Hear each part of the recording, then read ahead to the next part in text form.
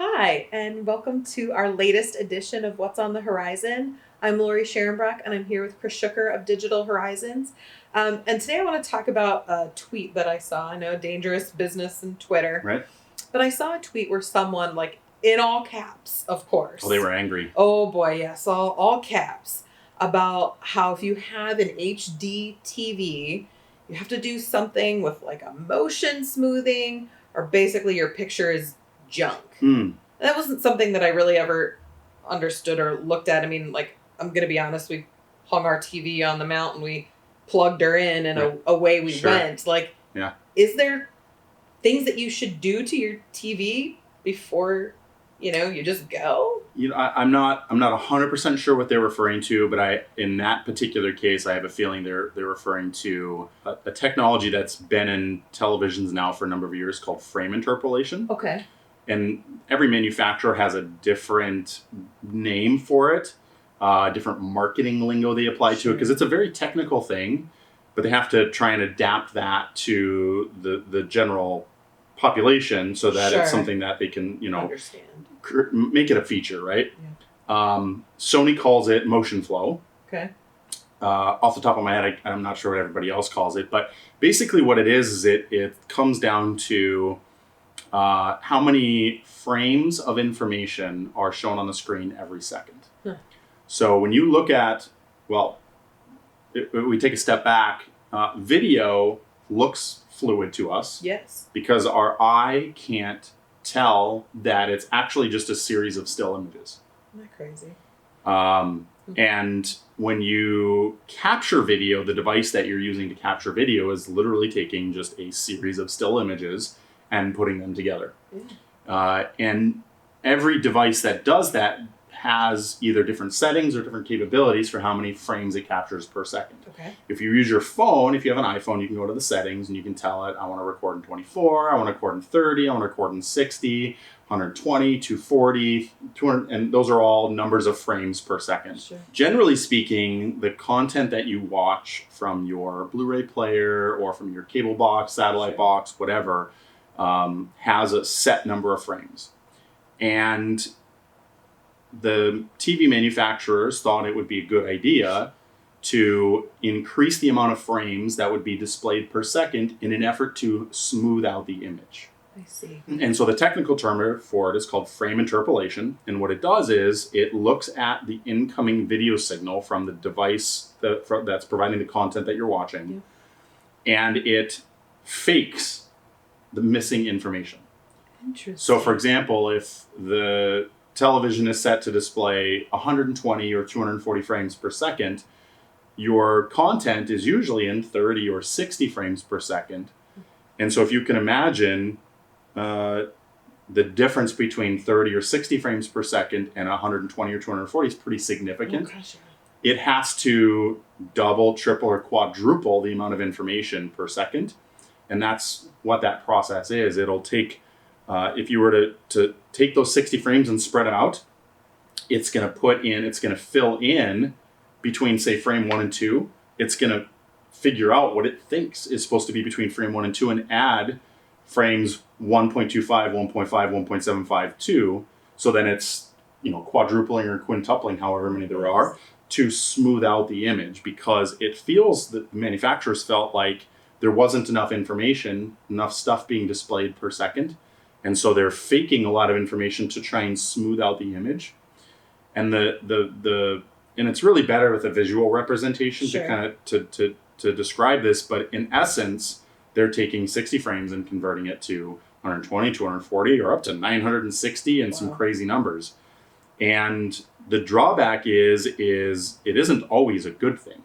Yeah. In most cases, it isn't, because it's a really difficult thing to take and fake all of that information in a very short manner of time. Yeah. If you think about it, like, creating that much information in 1 second is a lot of processing power.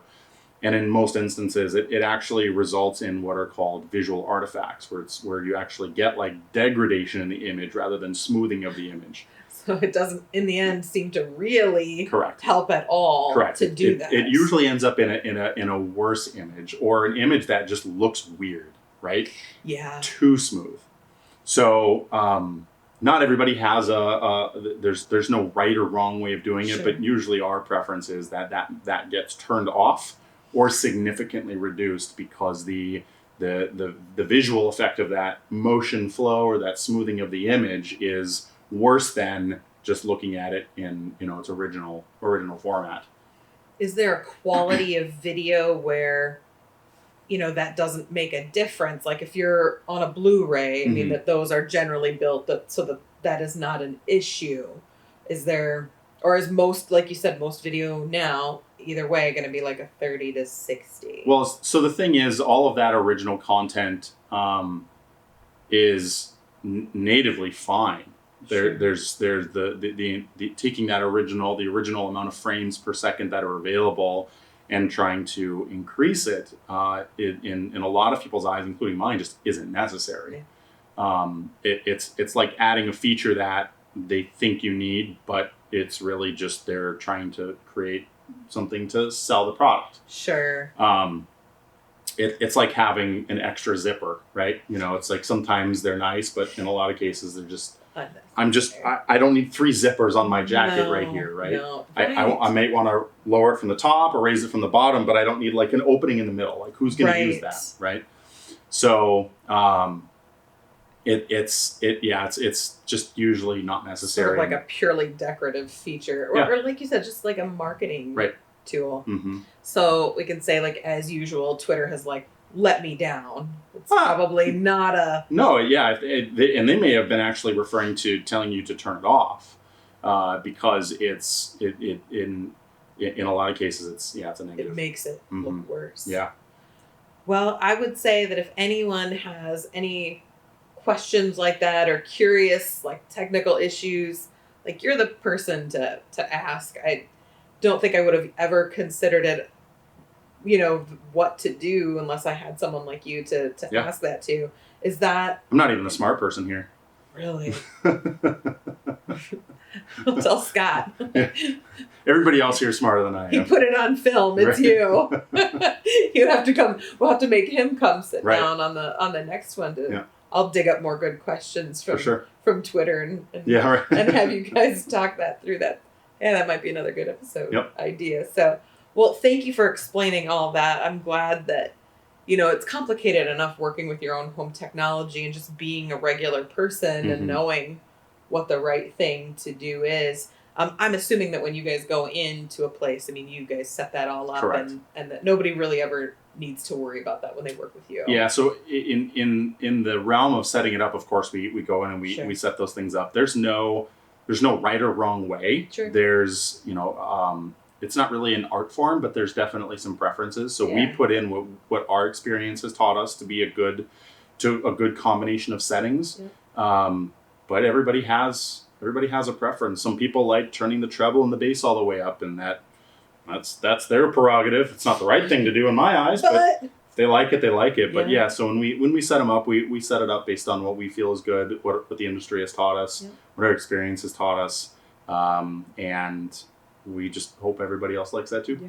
And that's really, I think you and I talked about this before, a lot of what you do is coming in and setting up TV, sound bar, kind of like home media centers. Like a person doesn't have to be redoing an entire home to engage in your services. It can be something as simple as doing a small home media room or theater. That's the majority of the work that we do. Yeah. I mean, we do a lot of really flashy stuff, but the majority of the work that we do is very basic TV installs, entertainment systems, surround sound, real basic, standalone, just fun things. Yeah, and you do it right, which is I think what's important in engaging with someone like you, and for sure using Digital Horizons.